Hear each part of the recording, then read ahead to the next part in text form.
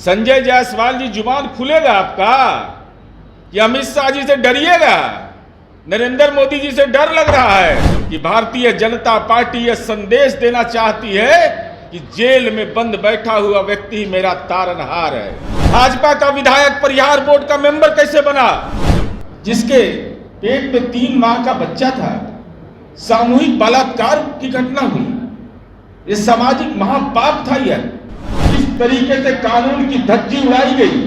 यही गुजरात मॉडल की चर्चा देश के अंदर में आदरणीय प्रधानमंत्री जी करते हैं। ये आदरणीय गृह मंत्री अमित शाह जी, जुबान खोलिए आप, यही गुजरात मॉडल है तुम्हारा। हमारी पार्टी की राष्ट्रीय कार्यकारिणी और राष्ट्रीय परिषद की बैठक हुई और उसमें हमने प्रस्ताव पारित किया कि आप लोग को लगता है कि क्यों हम अलग हो गए। उसमें एक महत्वपूर्ण कारण हम लोगों ने बताया था कि देश में जो केंद्र में बैठी हुई सरकार और जो भारतीय जनता पार्टी है, वह संवैधानिक संस्थाओं का हनन कर रही है, उसको कमजोर कर रही है, देश के संविधान की धज्जियां उड़ाई जा रही हैं। तो हमारी पार्टी की राष्ट्रीय कार्यकारिणी ने इस पर प्रस्ताव पारित किया और इस संदर्भ में आप तमाम लोग, मीडिया के लोग गवाह हैं कि हमारे लिए चिंता का विषय इसलिए हुआ कि हमारे मुख्यमंत्री नीतीश कुमार जी, जो बेटियों के सशक्तिकरण के लिए जाने जाते हैं, महिला सशक्तिकरण में बिहार रोल मॉडल स्टेट माना जाता है। और इस संदर्भ में देश के पूर्व राष्ट्रपति प्रतिभा पाटिल जी जब बिहार आई थी तो उन्होंने कहा था कि बिहार मॉडल स्टेट है। लेकिन देश के अंदर भारतीय जनता पार्टी जिस ढंग का आचरण पेश कर रही है, वह देश के लिए चिंता का विषय है। हमारी चिंता इस बात के लिए कि संवैधानिक संस्थाएं बचेंगी कि नहीं बचेंगी, देश के अंदर में सामाजिक मूल्य संरक्षित रहेंगे या नहीं रहेंगे। यह सवाल किसी व्यक्ति का नहीं है, सवाल है कि जो जघन्य अपराध हुआ और जिस तरीके का आचरण पेश किया गया, कानून की धज्जी उड़ा दी गई और इस खबर को दबा दिया गया। हमने आरोप लगाया था कि संवैधानिक संस्थाओं को केंद्र की सरकार भारतीय के संज्ञान में रहने के बावजूद उनके राज्य शासित क्षेत्र गुजरात में इसकी धज्जियां उड़ाई गई। और मैं प्रमाणिक दस्तावेज के साथ इन बातों का खुलासा करना चाहता हूं। 19 वर्षीय गर्भवती महिला के साथ, जिसके पेट में 3 माह का बच्चा था, सामूहिक बलात्कार की घटना हुई, ये सामाजिक महापाप था। यह माननीय मुंबई उच्च न्यायालय में केस ट्रांसफर हुआ, आजीवन कारावास की सजा सुनाई गई। चूंकि यह जघन्य अपराध था यह, और कानून का राज की बात करते हैं लोग, तो हम उनसे पूछना चाहते हैं कि जंगल राज किसको कहते हैं और क्या हालात हुआ वहां। उस मामले की मैं चर्चा करना चाहता हूं। उसके पहले मैं यह बताना चाहता हूं कि सजा माफी का क्या प्रावधान है देश के संवैधानिक व्यवस्था में। महामहिम राष्ट्रपति, महामहिम राज्यपाल और राज्य सरकार द्वारा गठित परिहार समिति इसके लिए बनी हुई है। यही व्यवस्था है देश के अंदर में, और देश के अंदर इसी व्यवस्था के आधार पर सजा माफी की घोषणा की जाती है। भारतीय दंड संहिता जो सीआरपीसी है, आईपीसी है, 433A के तहत सजा काट रहे अधिकार कैदियों को सजा माफ करने का अधिकार प्राप्त है। मैं चंद राज्यों का उदाहरण भी देना चाहता हूं, क्योंकि यह सवाल महत्वपूर्ण है। किस तरीके से कानून की धज्जी उड़ाई गई। यही गुजरात मॉडल की चर्चा देश के अंदर में आदरणीय प्रधानमंत्री जी करते हैं।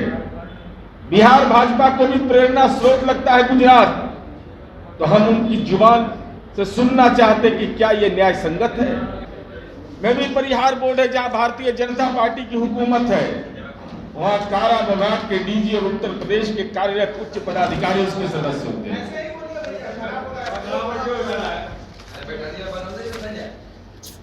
इसकी जो प्रक्रिया है, चूंकि परिहार बोर्ड में जाने की भी प्रक्रिया सब जगह विहित है।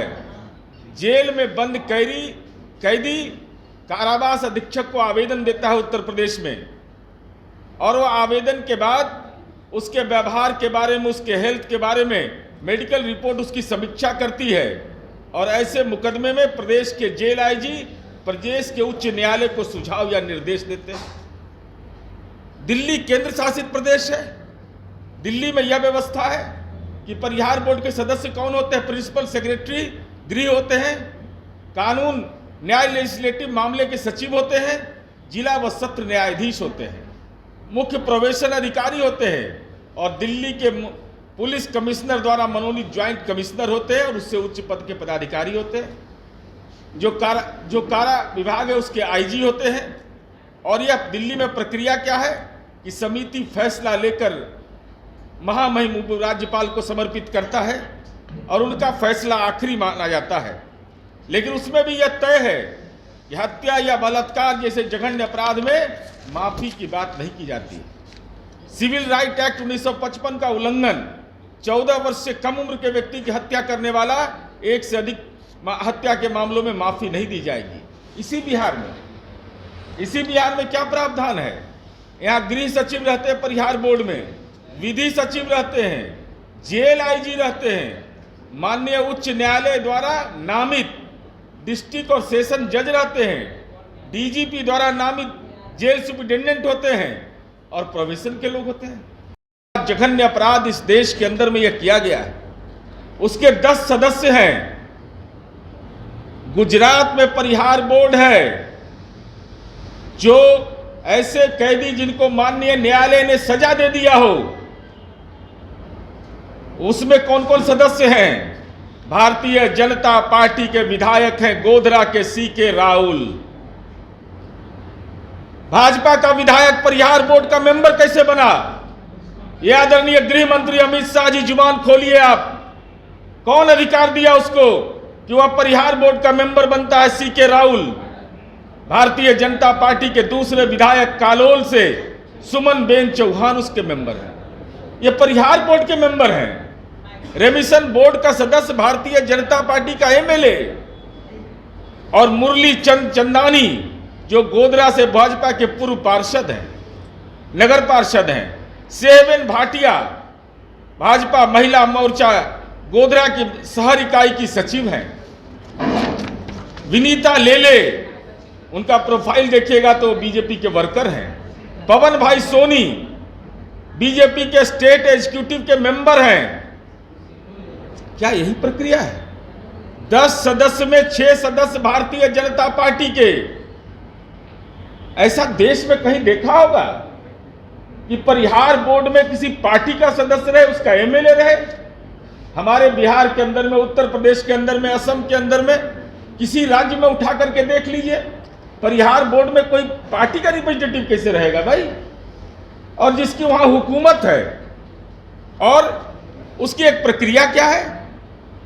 जेल में बंद कैदी आवेदन कारावास अधीक्षक को देता है, जो सारी प्रक्रिया पूरी करके यही गुजरात मॉडल है तुम्हारा।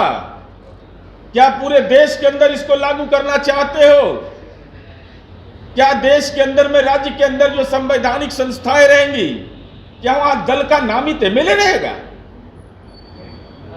वहां का एमएलए जहां ये जघन्य कांड हुआ है, ये बेटी बचाओ बेटी पढ़ाओ का फर्जी नारा लगाने वाला का चेहरा बेनकाब हो रहा है कि ऐसे लोग कैसे सामाजिक महापाप के भागीदार बन रहे हैं। हम तो चुनौती देना चाहते हैं, अमित शाह जी आप आ रहे हैं सीमांचल में, जुबान खोलना और बताओ कि देश की संवैधानिक प्रक्रिया का आपने अनुपालन किया है कि नहीं? परिहार बोर्ड में क्या आपने कर दिया? कितना बड़ा गुनाह है ये। किसी की मां बहन बेटी हो, सामूहिक बलात्कार का शिकार हो जाए वो, और आप आजादी का अमृत महोत्सव मनाने की नौटंकी करते हो और ठीक 15 अगस्त को आप उसको छोड़ते हो जेल से। ये सवाल इसलिए मौजूद है कि हम तमाम लोग अपने पारिवारिक जीवन में जीते हैं, सामाजिक जीवन में जाते हैं। क्या देखना आदमी के लिए दुश्वार होता है, और उसको जेल की सलाखों से बाहर ले आया और नारा लगाते हो बेटी बचाओ बेटी पढ़ाओ। इसका मतलब साफ है कि भारतीय जनता पार्टी यह संदेश देना चाहती है कि जेल में बंद बैठा हुआ व्यक्ति ही मेरा तारनहार है।